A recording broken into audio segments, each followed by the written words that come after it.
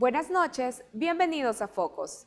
El Salvador cumplirá casi 90 días de cuarentena por la pandemia del COVID-19. La economía salvadoreña en todos sus niveles cerró como medida de prevención.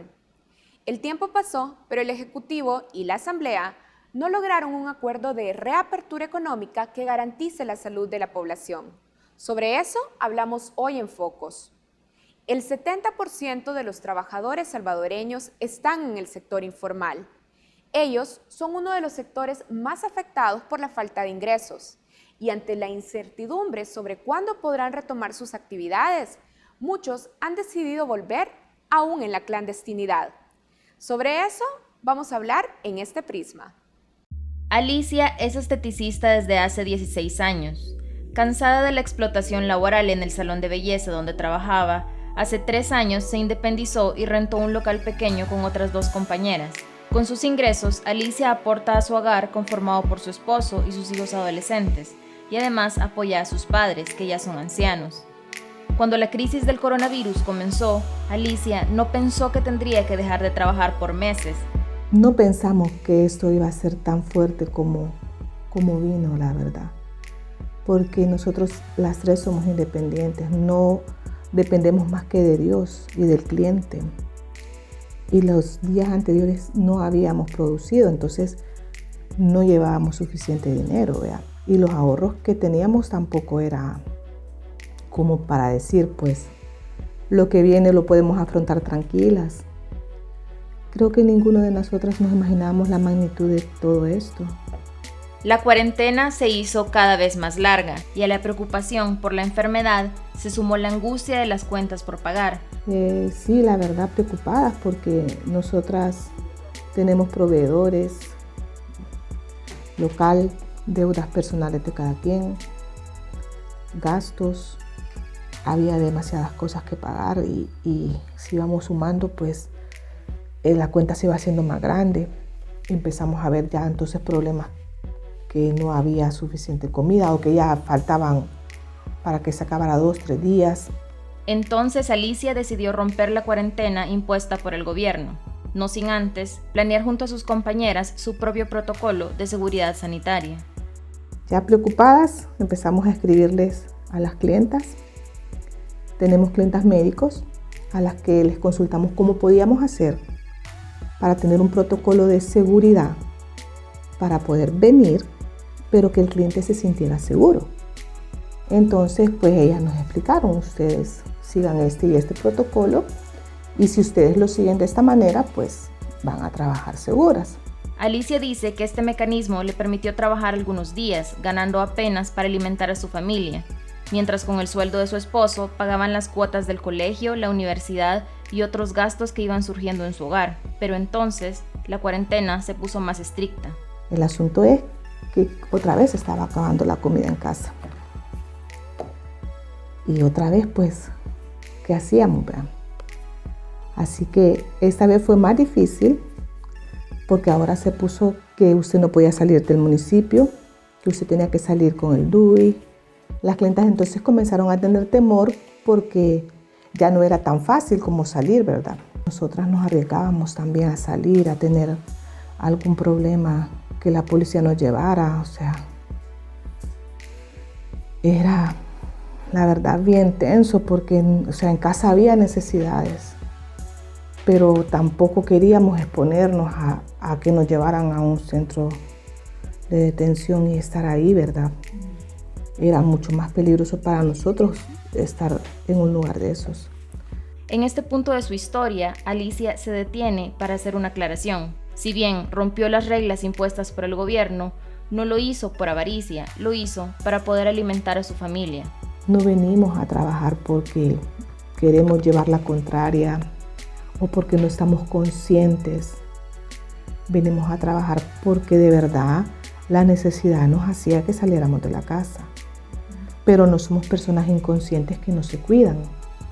O sea, sí salimos de nuestra casa, pero nos cuidamos y cuidamos a nuestras clientas para poder seguir viniendo a trabajar.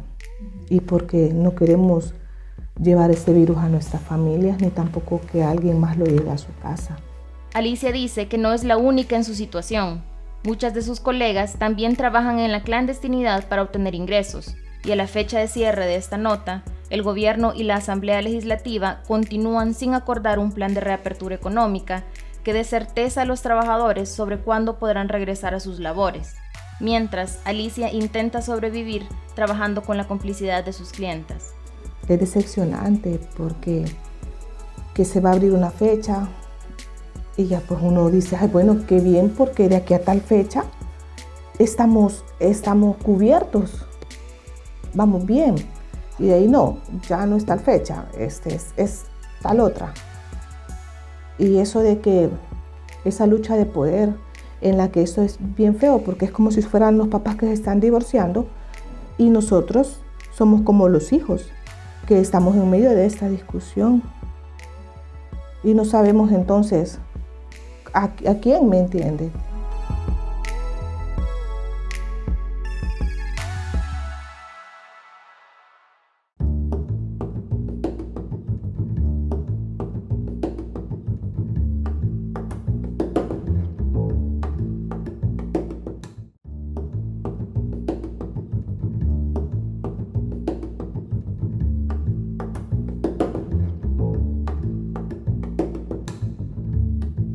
Continuamos en la entrevista de Focos. Esta noche nos acompaña a través de una videollamada Silvia Cuellar. Ella es directora ejecutiva de Coexport, la Corporación de Exportadores del Salvador. Bienvenida a Focos, Silvia. Es un gusto estar con ustedes. Silvia, hasta hoy varias gremiales y empresas han acudido 3 veces a la mesa de reapertura económica convocada por el gobierno. En la primera reunión, el gobierno explicó su propuesta. En la segunda, ustedes presentaron sus inquietudes.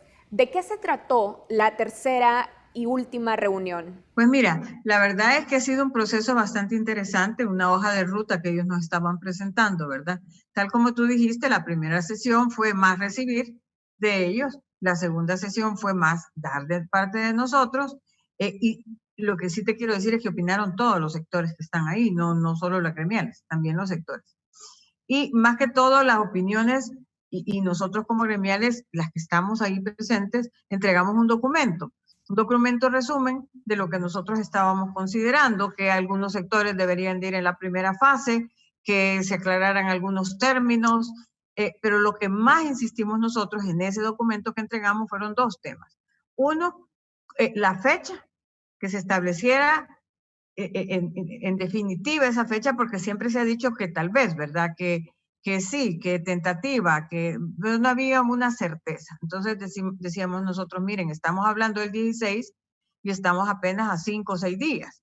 Necesitamos esa certeza. Y 2, el marco jurídico, porque eso era fundamental. O sea, todo eso, este trabajo que se está haciendo, ¿bajo qué marco jurídico lo estamos haciendo? ¿Verdad? Al principio de este proceso, el ministro de Trabajo dijo que la fecha de reapertura era el 16 de junio. ¿Hay acuerdo de fecha definitivo para la reapertura? Ahora sí es el 16.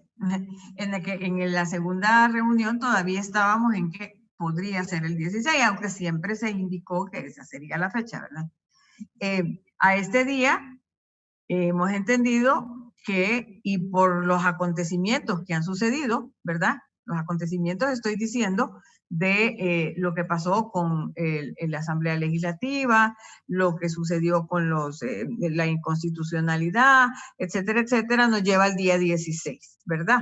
Bueno, eso es lo que dice incluso la propuesta de ley que hace la Asamblea Legislativa, la apertura del 16.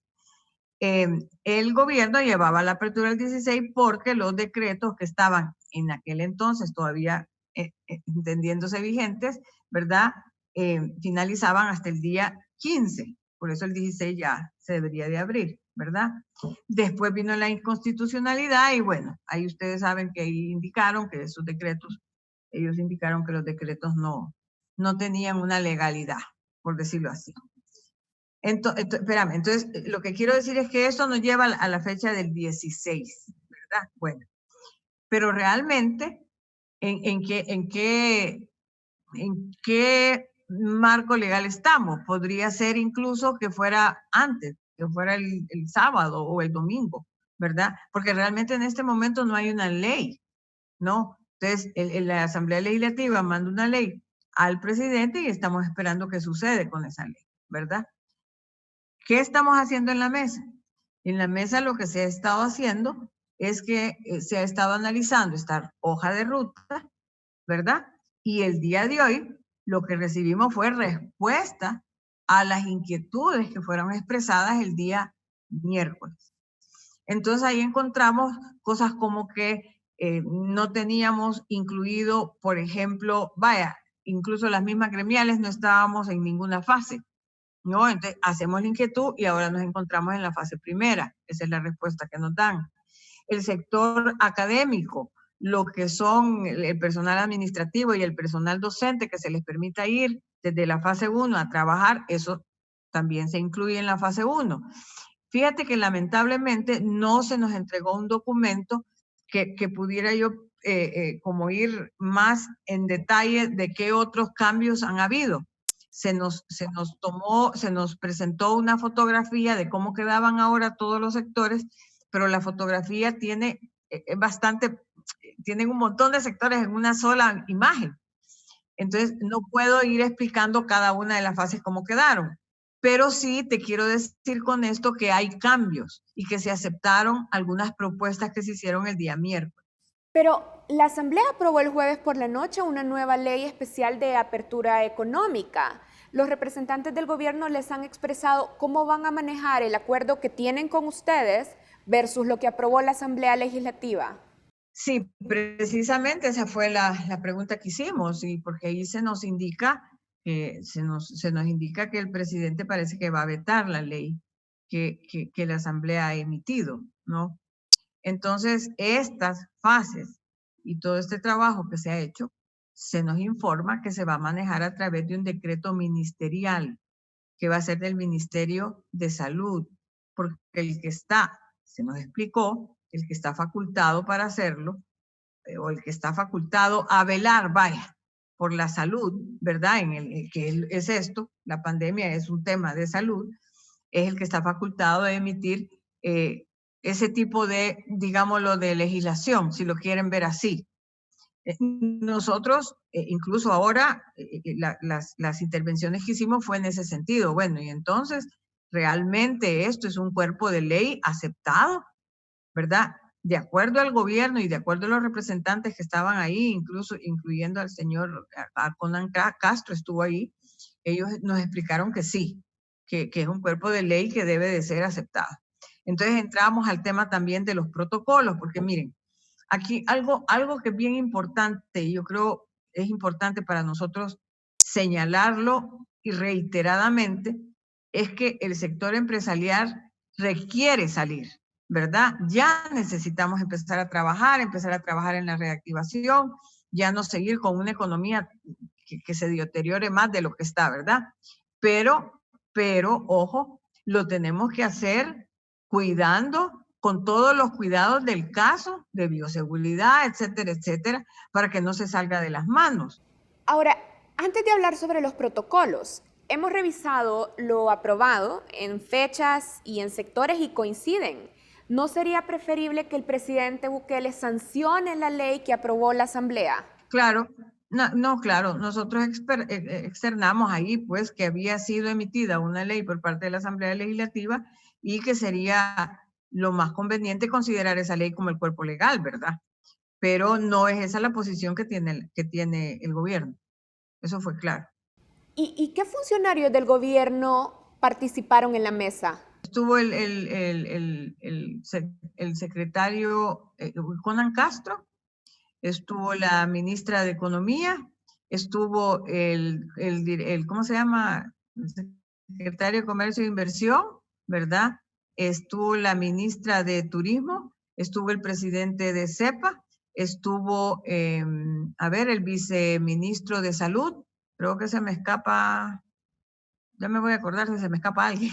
Entonces, solo para que nos quede claro, estos funcionarios se han comprometido a una reapertura de la economía para el 16 de junio. Sí, eso está establecido por ellos. Es más, ya cuando vimos cuál era la propuesta de ellos de cada fase, se establecieron las fechas. Y entonces se pone que la primera fase es a partir del 16 de junio. La primera fase toma 21 días y en las siguientes 15 días. O sea, fue una recomendación que nosotros dimos y esa fue aceptada. Silvia, uno de los puntos más complicados en la negociación del gobierno con la Asamblea fue el del transporte público. ¿Cuál es el acuerdo en la mesa sobre este tema, transporte público? Mira, ese fue un tema bastante, diría yo, bastante insistido desde la perspectiva de los empresarios. Varios sectores expresaron que se necesitaba tener el transporte colectivo desde la primera fase. Pero esa es otra posición que ha sido bastante clara de parte del gobierno, que no, que ellos lo llevan a la segunda fase por el peligro del contagio que este sistema tiene. O sea, ellos nos indican que realmente, y se ha visto en otros países, y ahí nos hicieron varias justificaciones y nos mostraron pues la preocupación de ellos en el sentido de que si se abre el transporte público en esta primera fase, que se abre la mayoría de industrias realmente, que ellos están un poco aprensivos pues en que realmente este va a ser una vía de contagio muy significativa. Entonces ellos quieren evitar eso. Lo que sí se armó es un comité de transporte público para ver de qué manera se puede apoyar en otras alternativas. Básicamente otras alternativas es que las empresas le paguen el transporte a las empresas, pues. Y otras es que los mismos empleados sean los que puedan compartir con sus carros o con sus automóviles, porque eso se puede hacer, ¿verdad? O que también se use el Uber o que se usen los taxis, todo eso va a estar permitido, pero no el transporte público per se. En eso ellos no están de acuerdo.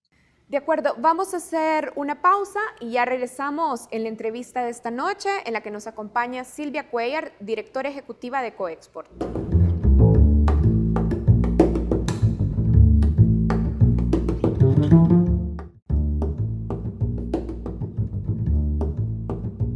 La reapertura económica no puede hacerse sin considerar criterios médicos y las cifras de la pandemia en El Salvador.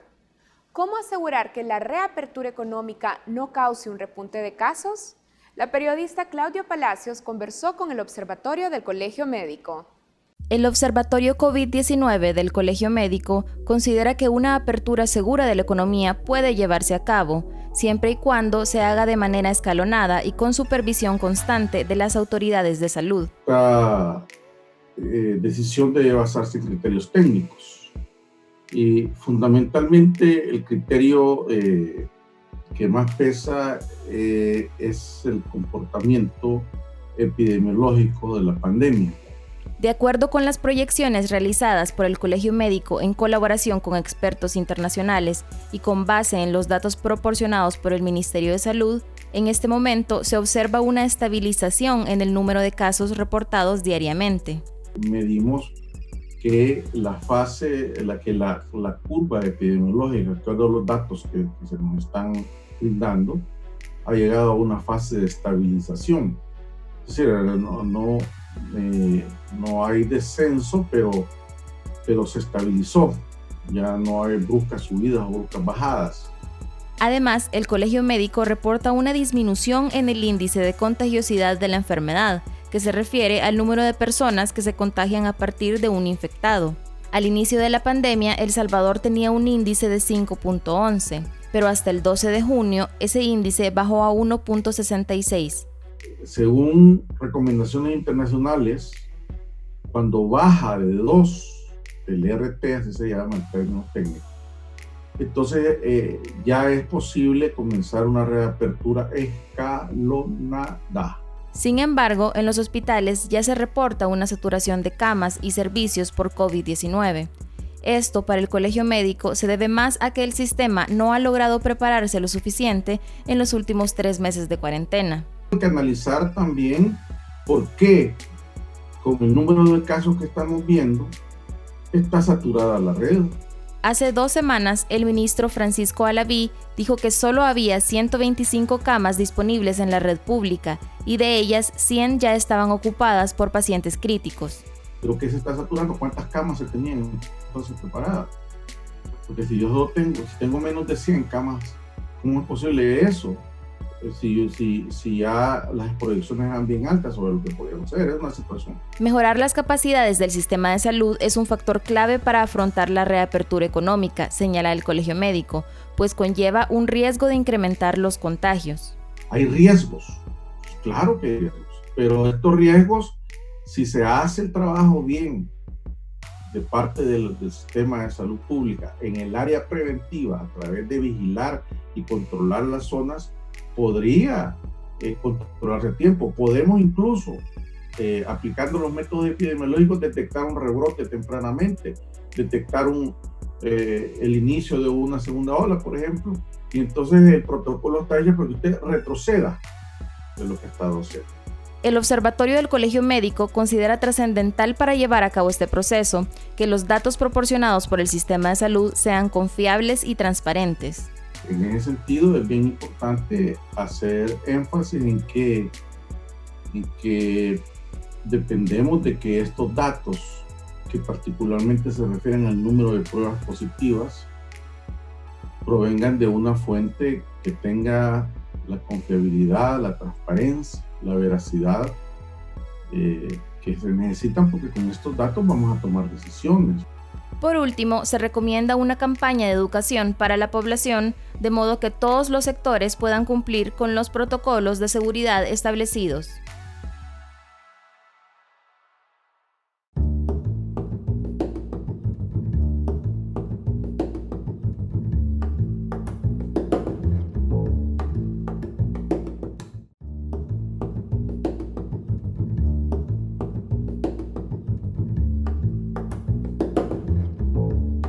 En la entrevista de hoy nos acompaña a través de una videollamada Silvia Cuellar, directora ejecutiva de Coexport. Silvia, ya nos decía que hay un acuerdo en la mesa de iniciar con la fase 1 el 16 de junio. Las empresas exportadoras que usted representa y que están incluidas en esta primera fase están listas de acuerdo a los protocolos para empezar a operar en esa fecha. Mira, sí, realmente las empresas que ya están incluso activas, ¿verdad? Estas empresas tienen protocolos. Ellos han estado optando de acuerdo a protocolos que incluso si yo no me recuerdo en este momento de alguna empresa que nos haya notificado o que nosotros hayamos sabido o que el país haya sabido que haya habido algún problema de contagio por ellos estar trabajando, ¿verdad? Entonces, con esto quiero decir es que el proceso como ha sido, las empresas mismas han hecho los protocolos, los sectores mismos hemos propuesto los protocolos. Estos se entregaron al Ministerio de Trabajo. El Ministerio de Trabajo hizo una revisión de esos protocolos y se nos entregan de vuelta con las observaciones, digámoslo así, o con las consideraciones del Ministerio de Trabajo. Los recibimos, se revisan y nuevamente se les regresan al Ministerio de Trabajo con algunas, que no muchas, observaciones de parte del sector. Eso fue hace más de 15 días y hemos estado esperando precisamente esos protocolos autorizados. Con esto quiero decir que los protocolos han salido de las mismas empresas, de los mismos sectores. Y por el otro lado, lo que el Ministerio de Trabajo nos ha dicho es que ellos van a emitir un protocolo general. Eso quiere decir, general es la base para que cualquier empresa tenga un protocolo basado en eso, que eso no puede faltar, pues. Ese protocolo nos indicaron este día que va a estar subido en la página del Ministerio de Trabajo a partir de mañana. Y entendemos que los demás protocolos, pero bien o mal, protocolos o no emitidos, las empresas ya están trabajando con protocolos y déjame decirte que cuando vimos unas revisiones que hemos estado haciendo con ellos, hay empresas que tienen protocolos mucho más exigentes de lo que el Ministerio de Trabajo incluso esperaba.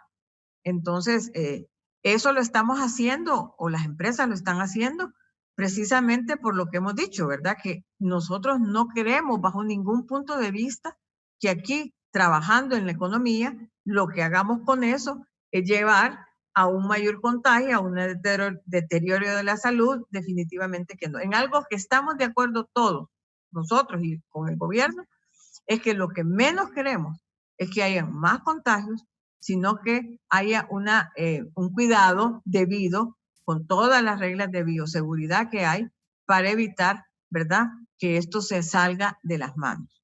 ¿Y qué va a pasar con las empresas que no puedan implementar estos protocolos por costos operativos o falta de capacidad técnica? No, mira, yo pienso incluso, y en eso también se habló de que cómo se le puede ayudar a las empresas, más que todo estamos hablando de las pequeñas y las medianas, ¿verdad? En determinado momento, o de las micro.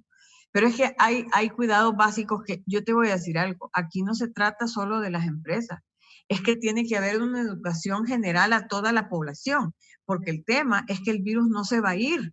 O sea, porque nosotros hagamos, con todo este esfuerzo que se está haciendo, eso no quiere decir que va a ser por un tiempo corto. Nosotros no sabemos ni cuánto tiempo vamos a tener que vivir con esto, hasta que haya una cura, pues. Entonces, todos, no solo los empleados ni las empresas, sino que toda la población, cada uno de nosotros, tiene que tomar conciencia de esos cuidados. Y el cuidado básico, el uso de la mascarilla, el lavado de manos, el no tocarse la cara, ¿cómo se llama? La sanitización incluso del calzado. Cuando entras a la casa, vas a hacer lo mismo cuando entras a una empresa. O sea, todo ese cuidado tiene que tomarse en consideración. Es otro tema que hablamos. Tenemos que hacer campaña masiva y continua, y incluso ahí se ofreció el apoyo del sector a hacerlo, ¿verdad? A todo nivel, porque la cultura nuestra no está tan acostumbrado a esto. Entonces, esto nos lleva a tener, ¿verdad?, medidas más para todo el mundo. El 70% de los trabajadores salvadoreños están en el sector informal y este no ha estado representado en la mesa. ¿Cómo reabrirá el sector informal si no ha estado participando en este espacio de diálogo? Mira, se nos indicó, por ejemplo, que ellos van a tener una reunión con el sector de la pequeña empresa, y también se nos indicó que ellos van a tener reuniones y van a tener sensibilizaciones hacia el sector informal. O sea, que tendrán otros canales de cómo comunicarse con ellos. Esta mesa es más con el sector formal, ¿verdad? Sector empresarial. Entonces, ¿la reapertura del sector informal es posterior al 16 de junio? No, es que como depende de las fases, no es que hay algo que diga sector informal. ¿Ves? Aquí lo que se va midiendo es por rama productiva, por decirlo así. Industria textil, sector construcción, servicios de mantenimiento, energía, aeronáutica, hasta las artesanías están incluidas, ¿verdad? Entonces, no es que dice sector informal. Entonces, no te puedo decir si queda en alguna fase establecida, sino que más bien queda por sector. Entonces, si el sector informal lo que hace es comercio, entonces ahí sí, hay una fase que está en el comercio. Yo me imagino que estarán integrados en eso, en el comercio general, ¿verdad? Silvia, el sector textil de confección y maquila es uno de los sectores más importantes de nuestro país. ¿Qué protocolos de salud y seguridad específicos va a adoptar este sector? Ellos tienen sus protocolos que, como te digo, ya fueron presentados al Ministerio de Trabajo, y el Ministerio de Trabajo está por entregárselo. Fue una de las inquietudes que el sector textil expuso realmente, que la urgencia de tener estos protocolos, ¿verdad?, ya aprobados. Entonces, yo entiendo que mañana ya ellos tendrán aprobación a esos protocolos. Ahí hay unos temas, ¿verdad? Porque, por ejemplo, si el protocolo te dice que tiene que ser un distanciamiento de 1.8 a 2 metros y ellos trabajan bastante cerca, pues tienen que tener otras alternativas como poner divisiones de plástico, que también otro sector lo dijo ahí, que era bien difícil para ellos cumplir ese distanciamiento. Entonces tienen que encontrar de qué manera ponen esas divisiones, por una parte. Otra parte, también hablaron de la flexibilidad que se tiene en cuanto a cambios de turnos. La flexibilidad que se tiene en que si se puede trabajar en fin de semana, entonces se hace por grupo, ¿verdad? Entonces, lo que te quiero decir es que sí, el sector textil estaba bastante representado ahí, habían como, creo que eran 4 personas del sector textil, y bueno, acordaron en que se les va a entregar el protocolo y ellos expresaron que ellos van a atender los protocolos tal cual están establecidos. Una pregunta final, Silvia. Coexport es parte de las gremiales asociadas a ANEP y el presidente Bukele ha dicho que ya no dialoga con ANEP. ¿Cuáles fueron los puntos de quiebre entre la presidencia de la República y la presidencia de ANEP? Fíjate que yo no puedo, no puedo indicar eso porque ese quiebre que se dio fue un poco como, no ha sido usual, ¿verdad? Yo entiendo que es un tema más de personalidades ahí, pero nosotros somos parte de ANEP, somos miembros de ANEP y vamos a seguir siendo miembros de ANEP, ¿verdad? Pero estamos participando como sectores y no solo somos nosotros, somos varias cámaras que estamos trabajando ahí y participando. ¿Por qué lo hacemos? Porque nosotros estamos viendo por el sector que representamos y nosotros estamos en la buena disposición de participar no solo en esta mesa, sino que si la Asamblea Legislativa nos llama, pues vamos a ir a la Asamblea Legislativa. Si se hace otra comisión para determinar algún otro punto que tenga que ver con esto, pues también lo vamos a hacer. Porque lo que nosotros hacemos es realmente, velar porque tengamos las mejores condiciones, vaya, digámoslo así, para el sector al que estamos. Es más, en esta mesa, este día, se pidió firmar un acuerdo de la mesa. Nosotros como gremiales no firmamos, no podemos firmar porque tenemos que ir a realmente tener el aval de nuestras juntas directivas, ¿verdad? Entonces, los que firmaron fueron algunos sectores que estaban ahí, porque sí se saca un comunicado de parte de la mesa en donde anuncian todas estas fases, anuncian el proceso que han estado, pero todas las gremiales que estuvimos, pues no es que no pudimos, sino que no lo hicimos, no firmamos, porque nosotros tenemos que tener una consulta hacia todos los sectores. ¿Y por qué? Porque nosotros no somos, ¿cómo podemos ser nosotros de decir qué sector entra en qué fase? Es bien difícil, pues eso.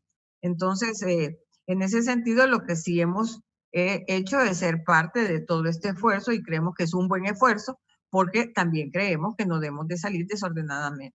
Bueno, quiero agradecer a Silvia Cuellar. Silvia Cuellar es directora ejecutiva de Coexport y ha estado participando en la mesa de reapertura económica convocada por el gobierno del presidente Nayib Bukele. Muchas gracias a Silvia. Ok, no, ya saben, estamos a la orden siempre y con gusto. Nosotros hacemos una pausa, ya regresamos con más contenidos en Focos.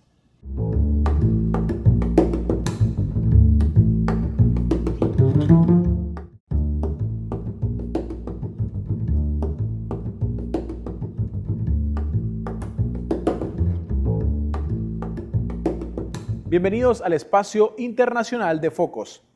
La masacre de los jesuitas en la UCA al final de la guerra salvadoreña busca justicia en España 30 años después.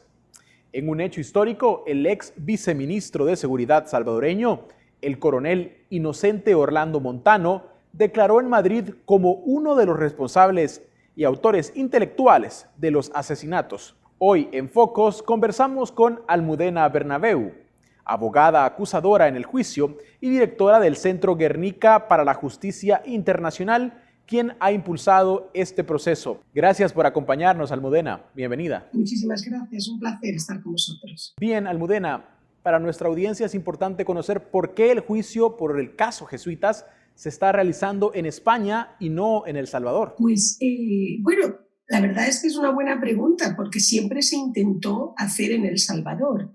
En el año 1991 hubo un juicio inicial que lamentablemente fue, digamos, un juicio controlado por los militares en el que se exculpó a los autores materiales, se culpó a miembros de la escuela militar y en definitiva no se sometió a juicio de ninguna manera al alto mando ni a quien tomara las decisiones.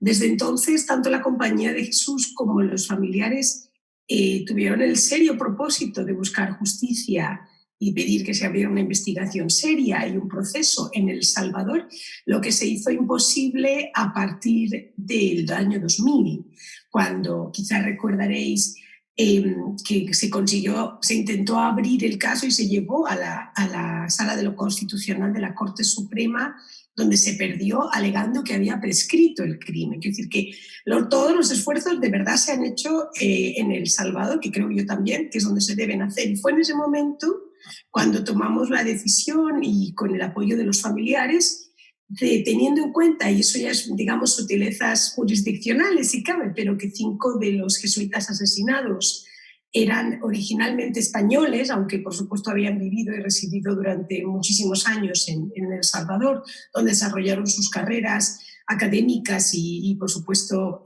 como religiosos, y decidimos hacer uso de esa provisión legal que permite traer un caso a España aun cuando los hechos tuvieran lugar fuera de España y aun cuando los responsables no sean españoles. Y esa es la única razón de verdad. Y la esperanza, incluso, si me permites adelantarme, es que de alguna manera esto regrese a El Salvador, donde muchos de los responsables todavía viven, residen tranquilamente. Ahora bien, ¿por qué solo el ex viceministro Orlando Montano responde en Madrid por la masacre de la UCA en 1989? Pues en realidad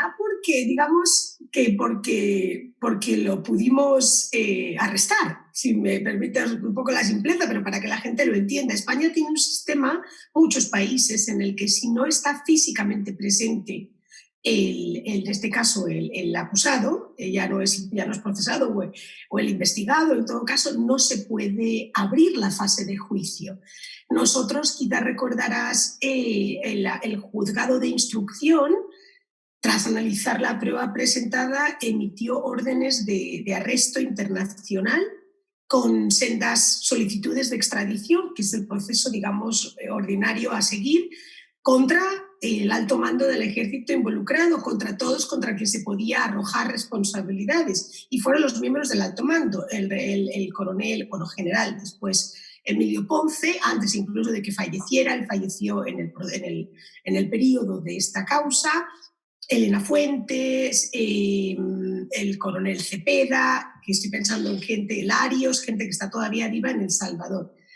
La única persona, pero que estaba viviendo en Estados Unidos con sus hermanas y que se convirtió como consecuencia en algo más vulnerable a las autoridades, es el coronel retirado Inocente Montano. Entonces fue arrestado en Estados Unidos, se descubrió que había cometido fraude migratorio, por lo que fue puesto a disposición de la ley, fue arrestado, sometido a juicio, condenado, y finalmente sí se respondió positivamente a la solicitud de extradición que formuló el gobierno español. Ahora bien, hablemos del juicio desarrollado esta semana. Ya ha declarado el coronel Montano respondiendo preguntas únicamente de su abogado y ha dicho que su labor fue administrativa y se ha desligado de los asesinatos porque él tenía bajo su cargo policías y no soldados, quienes fueron los que cometieron los asesinatos. ¿Qué señalamientos hay en específico sobre la participación de este alto cargo salvadoreño en la planificación del crimen contra los jesuitas? ¿Qué evidencias y testigos lo señalan a él? Pues digamos que la prueba, y a lo largo de las sesiones de julio esperemos que quede suficientemente probado al coronel. Por supuesto, depende un poquito de las teorías de responsabilidad que uno maneja. Las teorías de responsabilidad que manejamos contra el coronel son indirectas, en el sentido de que es, en primer lugar, establecer que era un comandante, en este caso tenía un cargo no solamente alto dentro del ejército y era miembro del alto mando, sino que además del gobierno de la época, donde, como sabes mejor que yo, solamente el presidente era civil y el resto eran militares de altísimo rango, en este caso incluso todos miembros de la ínfima Tandona. Entonces, es probar primero que nada su posicionamiento dentro del ejército, las funciones del Ministerio de Defensa, pero en términos generales, tanto a nivel, digamos, lo dicen de jure, a nivel formal como operacional, ser parte de ese grupo pequeño de comandantes, que además son, como yo te digo, siempre miembros del gobierno. Y en segundo lugar, el que se le sitúa, y hay testimonio que así lo prueba, y prueba documental, se le sitúa en ese grupo pequeño que en el día, la tarde-noche del día 15 de noviembre de 1989 se reunió, discutió en un contexto de ofensiva del FMLN, en un contexto de amenaza desde la perspectiva de las Fuerzas Armadas, y en un contexto que es, si lo piensas, no el resultado de asesinar a seres humanos, sino si lo piensas en un contexto de guerra por parte de unas Fuerzas Armadas, lógico reunirse, lógico discutir el nivel de la ofensiva y la gravedad de la ofensiva, y lógico también que un viceministro de Seguridad esté en una reunión en la que se discute qué vamos a hacer para contrarrestar esta ofensiva, qué decisiones militares vamos a tomar. En esa decisión militar, que es el alegato nuestro, digamos, en esas reuniones del alto mando, que es el alegato nuestro y de todos quienes han investigado el caso desde el principio, hay una decisión, hay una disyuntiva en la que en lugar de tomar una decisión, digamos, bélica abierta de ataque que podría conllevar la muerte de miles de civiles, deciden asesinar a lo que ellos consideran eran líderes de la izquierda, es decir, ideólogos, y de alguna manera, no sé, intimidar digamos, congelar con las muertes de personas claves la acción del FMLN. Y hay una decisión, es decir, esto se infiere naturalmente de la prueba. Ahora bien, ¿cuáles son los testigos y las pruebas que presentará la acusación en las próximas jornadas del juicio? ¿Cuáles son también los de la defensa? Sí, los testigos, bueno, la mayoría de los testigos, con un par de excepciones, estuvieron todos en la fase de instrucción. Entonces, ayer ya declararon congresistas españoles que hicieron parte de dos delegaciones, delegaciones parlamentarias como observadores internacionales, tanto de lo ocurrido en 1989 y de las investigaciones que se estaban llevando adelante, como posteriormente en 1991 durante el juicio que se llevó a cabo a los miembros del Atlacat y a los dos miembros de la Escuela Militar en San Salvador. Lo siguiente que viene son el matrimonio Lucía Cerna y Jorge Cerna, que recordaréis que son, empleada ella también de la UCA, que esa noche por los disturbios y por el miedo un poco pasó la noche en la UCA, y son los únicos testigos, digamos, oculares que existen del hecho de que se trataba de militares, con determinadas características, etcétera. Y después tenemos, tenemos peritajes que tienen que ver con la colección de documentos desclasificados de las diferentes agencias norteamericanas, que es una importante colección y que hace parte de la causa, naturalmente. Y tenemos el testimonio de miembros de la Comisión de la Verdad, del exdirector de Viduca, Benjamín Cuellar, porque fue la persona que llevó el caso en 1999, etc. Tenemos también, y tenemos el testimonio muy importante de dos militares, el propio Yussi, que ahora ya es testigo nada más, el teniente del ejército, y tenemos el testimonio de un miembro de la Dirección Nacional de Inteligencia, Luis Parada. Y después tenemos, ¿qué más tenemos? Y la defensa ha presentado el testimonio de algún miembro del Atlacat, en concreto de Espinoza Guerra, no sé si testificarán o no testificarán, y del coronel Rivas, Vargas, que testificó, si recordáis, también con un peritaje en el caso por la extradición, a favor de Montano, digamos, o apoyando la defensa de Montano. Bien, y finalmente, ¿qué efecto puede tener el desarrollo de este juicio en España hacia un proceso de justicia y de verdad aquí en El Salvador? Efecto directo, es decir, no hay una conexión naturalmente en lo que va a pasar en Madrid y en lo que podría pasar en El Salvador. Efecto directo no tiene, pero sí que hay, yo creo que sí que es algo que no se puede ignorar, que esto tiene un impacto siempre en el país de origen. Yo puedo decirte con el corazón en la mano que el proyecto y el deseo de todos los que componemos el equipo legal en España y de los propios familiares de los jesuitas a los que representamos, la familia de Martín Baró, tienen ese deseo de que esto realmente se resuelva en El Salvador, se abra en El Salvador y transforme a la sociedad a la que debe transformar, que es la salvadoreña. Por mucho que la española necesite muchas transformaciones también, pero son hechos que le pertenecen a El Salvador y es la historia salvadoreña. Entonces, yo sí creo, para mí hay un deber nuestro y que asumimos muy en serio.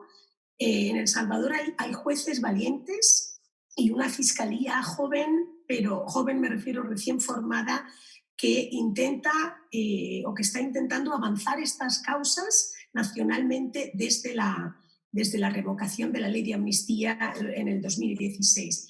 Y yo creo que este proceso es inevitable. Lo ha hecho Guatemala, lo ha hecho Argentina, lo ha hecho Chile, lo está haciendo Colombia, lo hará México. Es inevitable que estas causas, creo yo, algunas, no todas, pero se resuelvan en casa, se investiguen, se abran. Está la masacre del Mozote, está el caso de Monseñor.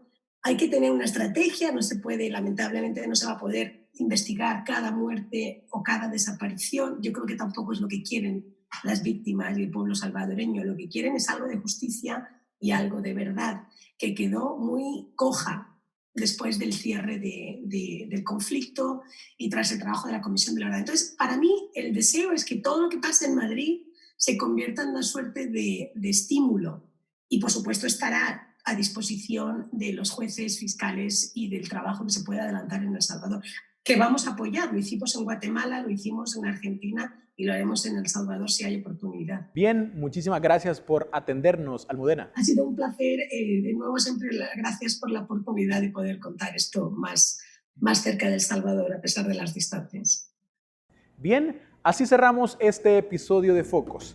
Gracias por acompañarnos. Buenas noches.